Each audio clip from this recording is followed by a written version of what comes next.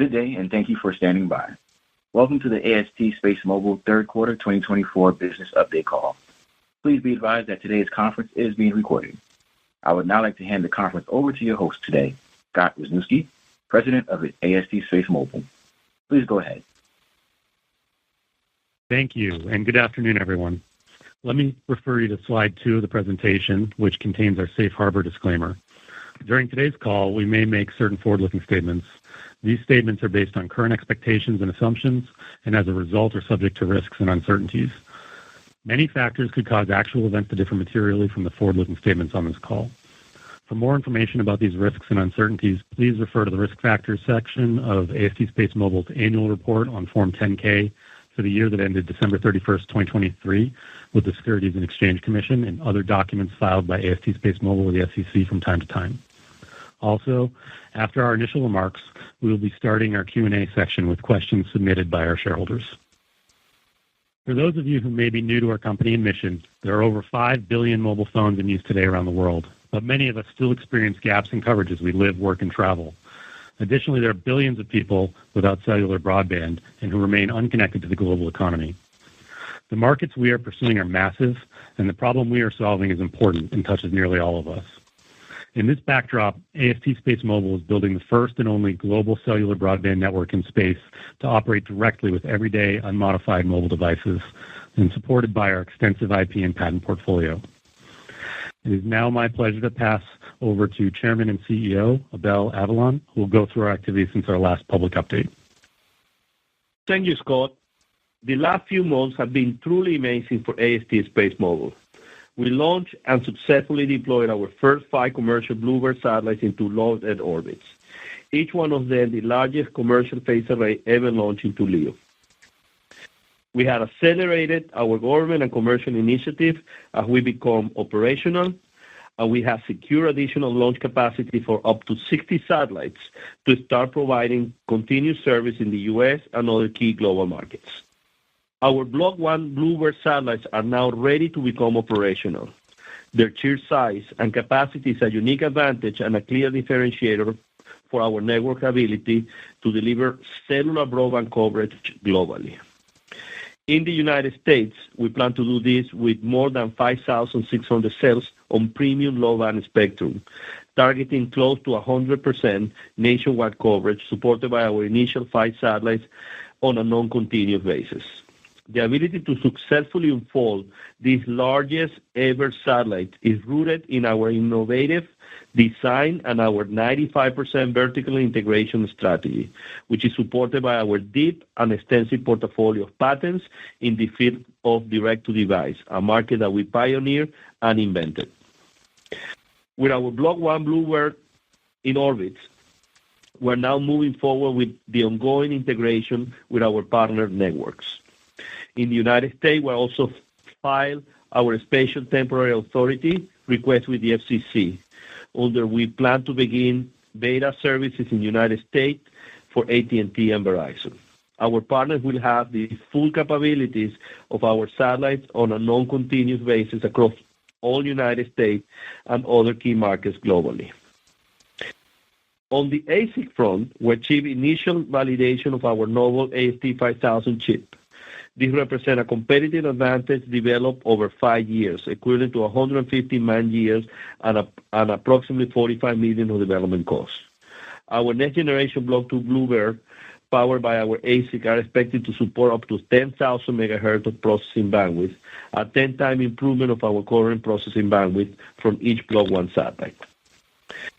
Today, we're also announcing new launch service agreement with Blue Origin and SpaceX for the launch of up to approximately 60 satellites from the Cape Canaveral, Florida Space Force Station during 25 and 26. These new agreements in place, AST SpaceMobile has secured launch capacity to ultimately deliver continuous space-based cellular broadband service coverage in key markets, including United States, Europe, Japan, U.S. government, and other strategic markets globally. Blue Origin's launch vehicle, New Glenn, offer a 7-meter fairing enabling twice the payload volume of 5-meter class commercial launch systems. as it's well suited to launch up to 8 of the largest ever Block 2 satellites. The New Glenn launch vehicle is planned to become operational this year. Alongside Blue Origin and SpaceX, we're also planning our next launch with ISRO out of India, who we previously used for the launch of our Blue Walker 1. Taking all together, the launch agreements with these 3 providers and likely others as well in the future give us increased confidence that we can achieve our network deployment goals. Additionally, we have recorded several new wins in the government business. We added 3 new contracts award with the U.S. government, including being selected by the Space Development Agency to complete directly as a prime contractor. Scott will discuss this in more detail as well, but being selected to participate as a prime contractor for government program is a significant achievement for AST SpaceMobile and a validation of our strategy and dual-use technology that could enable a variety of government use cases. With our successful launch, commercial and manufacturing progress, you can see that a lot of the key pieces of operationalizing the AST SpaceMobile network are now in place. I am incredibly proud of the tireless effort for our team and our partners, particularly over the past several months, getting us to this critical point, which is a step we move closer to achieve our mission of connecting the unconnected. I will now pass to Scott to provide more detail on our commercial and regulatory progress. Thank you, Abel. I'd like to take the time to provide a little more detail on our commercialization initiatives, including our government business, as well as our regulatory progress. Our technical accomplishments to date, including validating our technology and deploying our first 5 commercial satellites successfully, has been a great support for our commercial initiatives, both with our strategic partners, mobile network operators new to AST SpaceMobile, and the U.S. government. As Abel mentioned, during the quarter, we were selected by the Space Development Agency to compete directly as a prime contractor under the HALO program. The SDA is the Department of Defense's constructive disruptor for space acquisition, put in place during the first Trump administration with a multi-billion-dollar budget. Our selection enables us to compete directly as a prime contractor to the U.S. government for the first time, rather than a subcontractor. This particular program is directly contracted with the SDA and provides us a direct path for accelerated prototype development and the ability to participate on new government programs and requisitions. This SDA contract is our 4th contract award with the U.S. government, and several of these contracts could potentially grow to be official programs of record with hundreds of millions of annual revenues alongside important missions for U.S. national security. In brief, we believe that our government contract pipeline continues to show strength in the near and medium term, with these initial contracts providing clear paths for applications of our unique technology in select use cases, with additional use cases to be further developed. The outlook here continues to improve, and we are aggressively pursuing this business and expect it to be a meaningful contributor to revenue in the years to come, alongside our core commercial business. On the commercial customer front, we continue to progress conversations with our key partners as well as potential new partners and expect to be able to report more on this front soon. Our strategy continues to be to select initial coverage markets globally among our key partners, including the 45-plus mobile network operators globally who have a coverage of approximately 2.8 billion existing subscribers. On the regulatory front, we continue to advance our approvals. In the U.S., we have been in front of the FCC regularly with our technology, service offering, and in-orbit network, and how it can improve cellular networks for Americans. Most recently, we filed for special temporary authority approval for beta services with our partners in the U.S., leveraging our first 5 Bluebird satellites, building on prior commercial authority to use backhaul and TT&C frequencies. You will continue to see additional filings with the FCC, both from us and our partners in the coming weeks and months, for both space and ground elements of our network, all of which align with the growth of the network, reaping the benefits of the FCC rulemaking on supplemental coverage from space. I will now pass it over to Andy to walk you through our financial update. Thanks, Scott, and good afternoon, everyone. The third quarter of 2024 at AST SpaceMobile marked the beginning of our critical transition from a space-based cellular broadband company at R&D stage to a full-fledged commercial operating company. We've begun to scale our manufacturing and launch efforts to accelerate our mission, building the first and only space-based cellular broadband network to close the digital divide by connecting the unconnected. The third quarter was highlighted by our successful launch and subsequent deployment of our 5 Block 1 Bluebird satellites from Cape Canaveral on September 12th, each the largest ever commercial communications array to be deployed in low Earth orbit. I appreciated the opportunity to meet many of our investors and other stakeholders at that event as they shared in the excitement of the launch. The quarter was also significant in our ability to raise capital, both through the redemption of public warrants and our continued disciplined use of the at-the-market facility, or ATM, both of which I'll touch on more specifically in just a moment. Moving to slide 9, let's review the key operating metrics for the third quarter. On the first chart, we see for the third quarter of 2024, we had non-GAAP adjusted cash operating expenses of $45.3 million versus $34.6 million in the second quarter. Non-GAAP adjusted operating expenses excludes certain non-cash operating costs, including depreciation and amortization and stock-based compensation.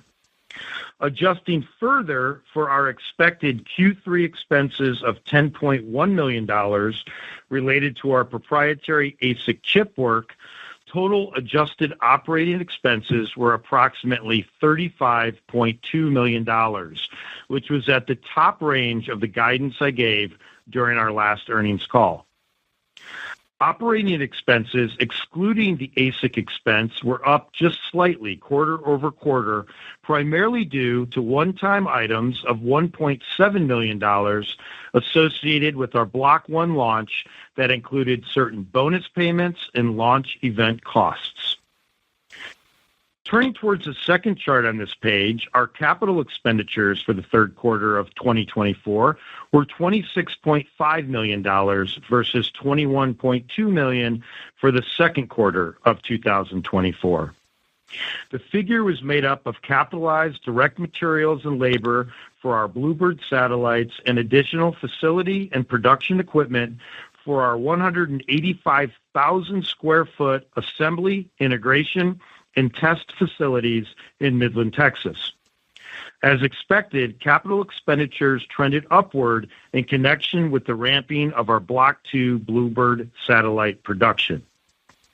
And on the final chart on the slide, we ended the third quarter with $518.9 million in cash, up from $287.6 million at the end of the second quarter, bringing our cash balance above $500 million for the first time. This significant increase in our cash balance from recent prior periods is important for us in providing the ability and the flexibility to move quickly on our strategic objectives, including securing the launch agreements we announced today.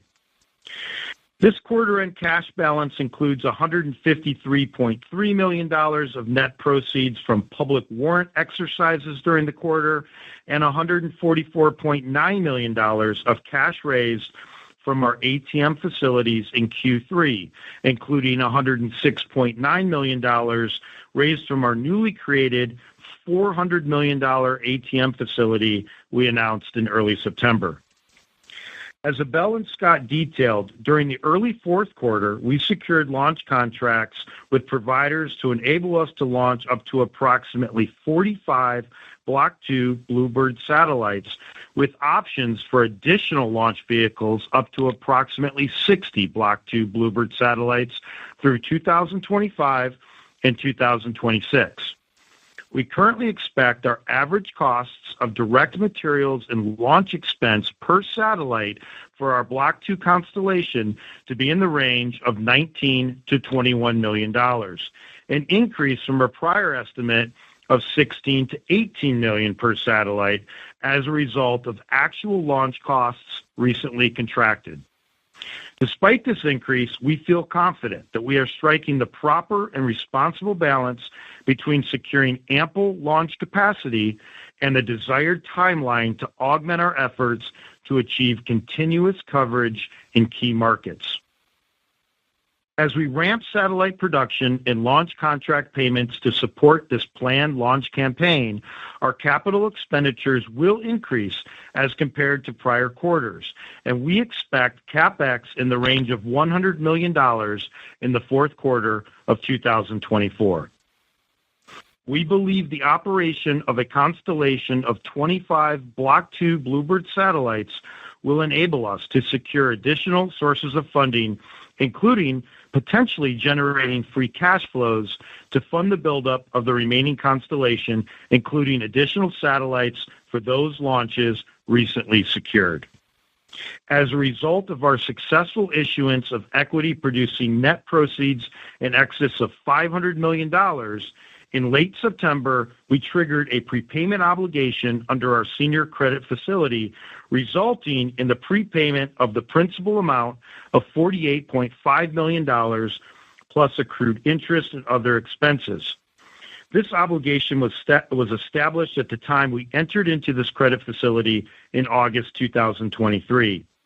In doing so, we have significantly reduced our go-forward interest expense. We will continue to consider several attractive options for securing future credit facilities. However, our efforts in raising strategic capital, including non-dilutive prepayments from our MNO partners as we ready for service, continue to take precedence over traditional credit financing sources. Consistent with the first, second, and third quarters of 2024, we estimate that our adjusted cash operating expenses for the fourth quarter, excluding some remaining ASIC costs, will come in within a range of $30 million to $35 million as we continue to scale production of our Block 2 Bluebird satellites in preparation for our 2025 and 2026 launch schedule. We continue to believe efforts to optimize our OPEX will result in a run rate at the low end of that range. These figures will vary depending upon manufacturing activity in each period. Timing of the changes in our adjusted operating expenditures and capital expenditures, as I have just described, could be delayed or may not be realized due to a variety of factors. I am also pleased to report that our work on a financing package from export credit agencies is progressing nicely, and we have now filed the formal application for a long-term debt package.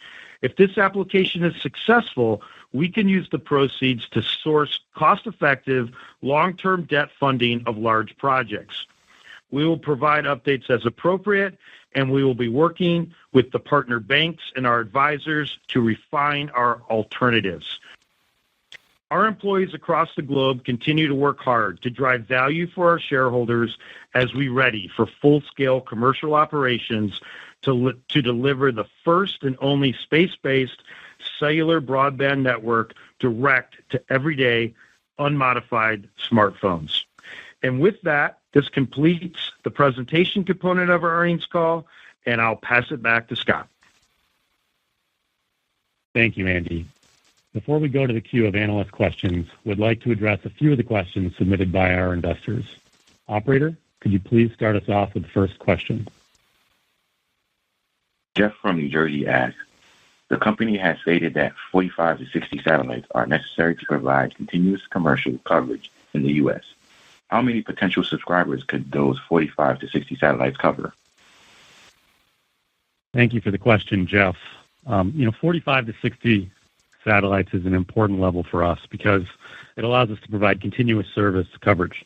And as you see from the announcement today, that's how we sized our strategy around launch services and the agreements that we signed. This basically gives us the ability to launch those satellites and get to a true consumer mass market service offering.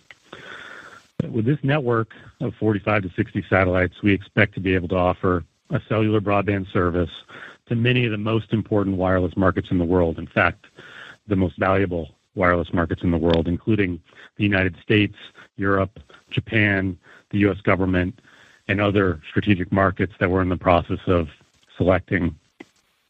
At a high level, with 45 to 60 satellites, we estimate the initial network capacity to be in the hundreds of millions of potential subscribers. Sean from California asks, what opportunities does the hybrid acquisition for proliferated low Earth orbit program present for earning DoD proliferated low Earth orbit satellite-based services program contracts? Hi, Sean. The HALO program is one being used by the Space Development Agency to bring online additional prime contractors for the DoD and evaluate new prototype technologies. So think of this as a standalone program that could generate tens of millions of revenue for us and be a feeder for additional larger programs and use cases. We plan to continue to work with other primes, but becoming a prime contractor, having the flexibility to be a prime contractor in the near term and over time, this is a valuable role for the company to be in. In terms of PLEO, this is a program that is meant to buy services for the DoD that are scalable rather than bespoke, and this is exactly how we've designed our system and our offering. The program has been so successful to date, in fact, it was recently announced that they were expanding it from $900 million to $13 billion. Yeah, that's billions with a B. This is a great example of the extremely positive backdrop that space is experiencing with U.S. government usage, especially in the cases where there's an easily consumable, scalable offering. And we expect that PLEO will be a vehicle for purchasing both communications and non-communication services. Tanner from Colorado asks, what is the current timeline for delivery of ASIC chips? Thank you, Tanner, for the question. Just as a quick clarification, our current focus is actually launch satellites either with the ASIC or the FPGA in order to achieve coverage. The ASIC is a 10-time network capacity increase per satellite, which is obviously our longer term. The ASIC is tape out, is bring up, is under initial test of production. The next launch will be also with the FPGA, the same configuration that we have on Block 1 satellites. Post that later in 25, mid-2025, to third quarter 2025, we will be including our ASIC in our subsequent launches. Sam from Texas asks, what have you learned from the first 5 Bluebirds manufacturing and launch? Are the Bluebirds responding as expected since their recent launch? Yes, we're happy to report that they are actually operating as expected. We're very happy with their performance. We are getting ready to light them up to cover nationwide or close to nationwide coverage in the United States on non-continuous basis. We're starting with these first 5 satellites. And Bluebirds, the Bluebirds, I mean, our main building block, which is the Micron, is basically the same as the one that we use on Block 2. So getting set up, fully vertically integrate the production of that was a significant learning and a very important advancement in our manufacturing capability. So that had helped us to set up our lines and our production lines for Block 2 on the most important part of the satellites, which is the building blocks of them, which are the microns. The other aspect, which is very important, and we have progress, is that we're integrating with these 5 satellites, we're integrating into the core network of our network partners. So we are becoming part of their systems, including the core, and integrating that to our satellite network is not a trivial task.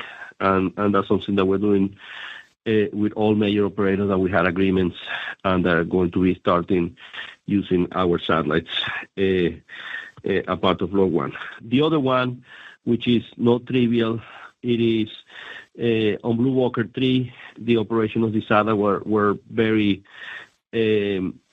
manual, with a lot of people intervention to fly them. these new satellites are fully autonomous. They fly autonomously. So they transmit and broadcast cellular broadband autonomously, and that's also something that having that integrated into Block 1 translate immediately into Block 2. So a lot of lessons learned. We're in the business that you learn by doing, and having been built and flying the largest ever objects that are into low Earth orbit is a significant achievement, and obviously a significant learning that stay with the company and move on into the next launches that will start soon here for Block 2. And with that, I'd like to thank our shareholders for submitting those questions. Operator, let's open the call to analyst questions now. Thank you. We will now be conducting a live question and answer session. If you would like to ask a question, please press star 1 on your telephone keypad. A confirmation tone will indicate your line is in the question queue. You may press star 2 to remove your question from the queue. For participants using speaker equipment, it may be necessary to pick up the handset before pressing the star keys. One moment, please, while we poll for questions. Our first question comes from the line of Mike Crawford with B. Riley Securities. Please proceed with your question. Thank you. Could you talk about what you're doing in Midland now to scale production, how long it takes to build a Block 1 or a Block 2 satellite today, and then what that time frame might look like once you scale up to more forward production? Hey, Mike, how are you? Good. In Midland, we basically have scale up to have the ability to produce the microns that are required for Block 2, and then basically meet our target of 60 satellites during 25 and 26. We have done the vast majority of all the investment required for that, and basically the same technology that we did launch in Block 1, it will be what it will be used on Block 2 satellites as it relate to the microns for the subsequent Block 2 satellites. So they're basically the same microns, the same infrastructure for the next few launches using our current micron that is successfully operating now in Block 1.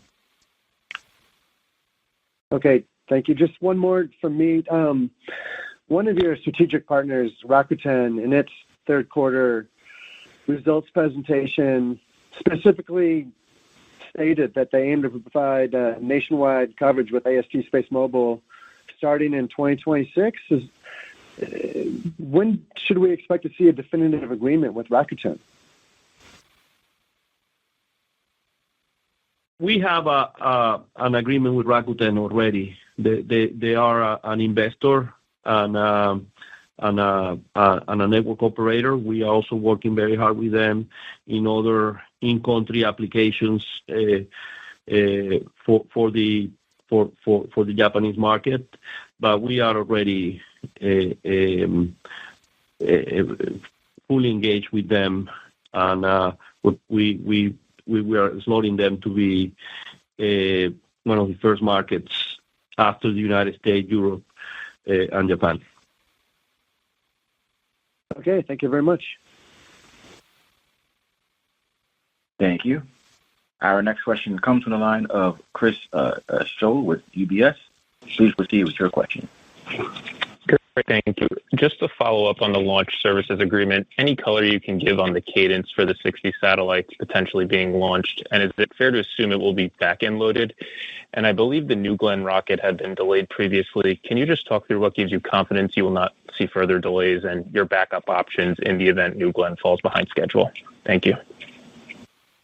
Yes, I mean, as you notice, I mean, what we announced is a multi-launch agreement with multiple partners, including SpaceX, ISRO, and the New Glenn from Blue Origin.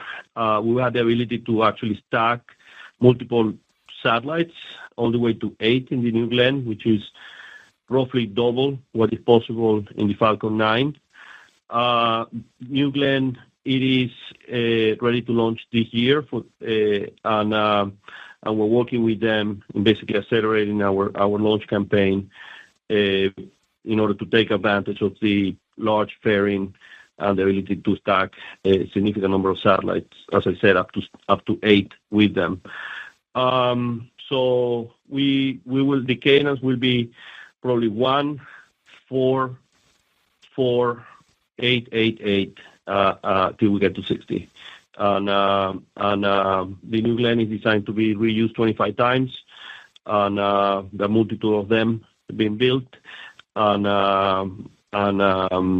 with the first one scheduled to actually be this year. Great. Thank you for that. And if I can just spin one more, any thoughts on how space policy or regulation could evolve under the new administration? Appreciate it's still early days, but would love to hear potential impacts you're thinking about for your business. Thank you.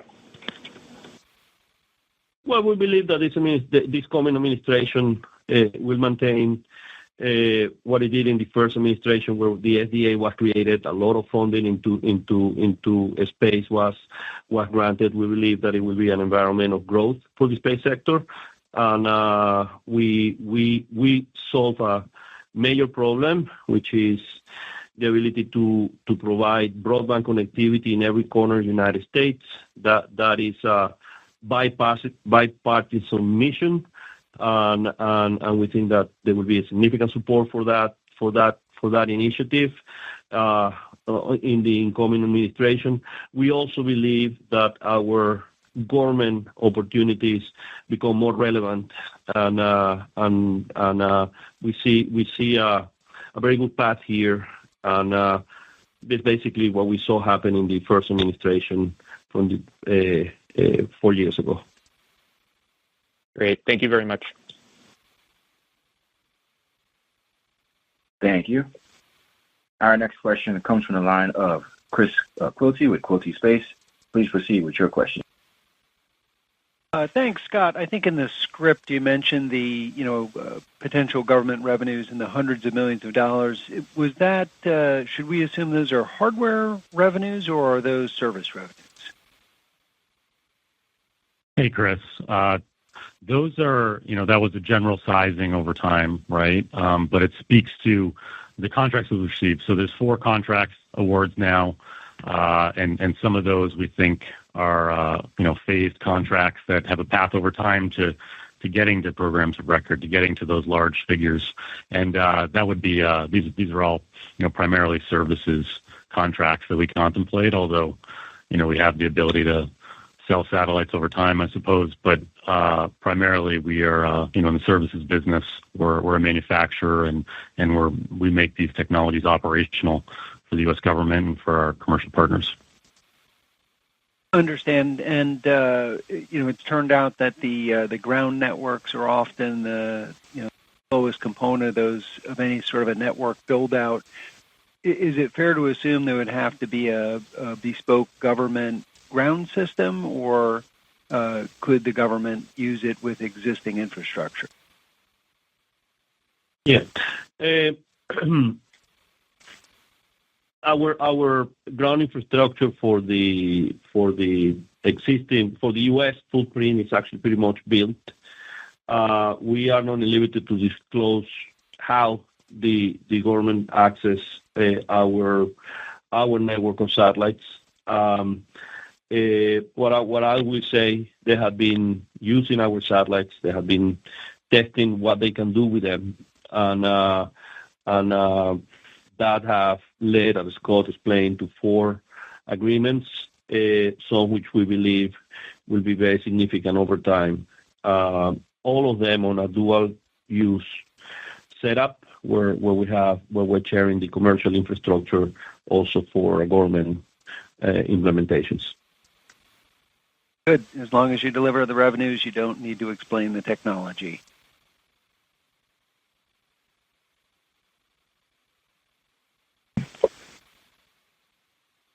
Thank you. Our next question comes from the line of Brian Kraft with Deutsche Bank. Please proceed with your question. Hi, good afternoon. I had two if I could. First, could you just talk about the timeline for testing the 5 satellites you launched in September and putting those into commercial service? And then secondly, Scott, could you give us a sense of the pipeline and level of activity as it relates to signing new commercial agreements with MNOs? Thanks. Yeah, let me talk about the current 5 satellites. Actually, they are in operation. We have submitted today an STA, supplemental temporary authority, with the FCC to turn them on for actually beta usage close to nationwide around the United States. And that is imminent, and it will be pending authorization to basically beta services on them from the FCC. But they are ready to be operational. They are fully deployed, and they are operating as we expect them. And Brian, on the second question, we announced a definitive commercial agreement with AT&T, and we're working on similar agreements with our other large partners. Those are important to have in place, before service is offered, but these are long, dense agreements, and they're important because they basically are the legal vehicle through which revenue will flow very quickly. And so those are very important steps. These are big agreements that we get right with our partners. And we've, as you may have seen, we've recently increased hiring on the commercial front because, yes, the pipeline for these types of agreements and the interest around them is quite strong. And our strategy, as we've said, is to go out and harvest those 45 plus agreements that we have today, and also talk to additional partners around the world. So that is a good pipeline. It's really been supported by the level of activity we've had in 2024, especially with these first 5 satellites and deploying all of them successfully in orbit. So that activity is good, and we're going to continue to harvest it. Okay, great. Thanks to you both. Thank you. Our next question comes from the line of Caleb Henry with Quilty Analytics. Please proceed with your question. Hi. Thanks. Hi, Abel. Hi, Scott. One question, sorry if this has already been answered, just a clarification. How many Block 1 satellites does AST anticipate launching before switching over to the Block 2? Yeah, no, we already switched to Block 2. So the 5 that are in orbit, but plus Blue Walker 3 are Block 1 sizes, so 8 meter by 8 meter arrays, and the next size is the 2,400 square feet phase array, which is roughly 3.5 times bigger than the Block 1. It is what we're launching going forward. Okay. All right. Thank you. You also mentioned expecting to see more FCC filings for space and ground segment, and we've talked a lot about the space side, but can you give any color on what kind of ground network rollout you need in terms of like how many teleports around the world and where you've progressed with those to date for commercial service? Yeah, we have 4 ground stations ready to be in operations in the United States. This is to light up 5,600 cells in the U.S. We're turning into Europe and Japan, where we are basically lighting up regional gateways with Vodafone for the European market, and then with Rakuten in Japan for the Japanese market. And hopefully we'll be announcing additional strategic partners coming in for additional markets that we will be lighting up in conjunction with deals similar to what we have done with AT&T and Verizon, and we will then be prioritizing those markets. So we are prioritizing access to the network, to the satellites, to network operators that have either invested or prepay services with us, and that's what we're focusing in specific regions and with a lot of focus in the United States as one of the first markets. Okay, thanks. And then just one more question. So it sounds like 8 satellites can launch per New Glenn, 4 for Falcon 9. How many are you anticipating for the ISRO launch? And is that with the smaller PSLV or the larger GSLV rocket? It is with the largest. We expect to use that on the original first launch. Then focus on the New Glenn, SpaceX, and others that are also capable of launching our satellites. But of course, we're very, very enthusiastic about the New Glenn with the large fairing and the ability to launch us to 8 of the large ones that we have. All right. Thanks, guys. Thank you. And we have reached the end of the question and answer session. I'll now turn the call back over to Scott Wisniewski for closing comments. Thank you, operator. We want to thank all of our shareholders and research analysts for joining the call and everyone's continued strong support of our mission. We look forward to providing further updates. Thank you. And ladies and gentlemen, this concludes today's conference call. You may disconnect your lines at this time. Thank you for your participation.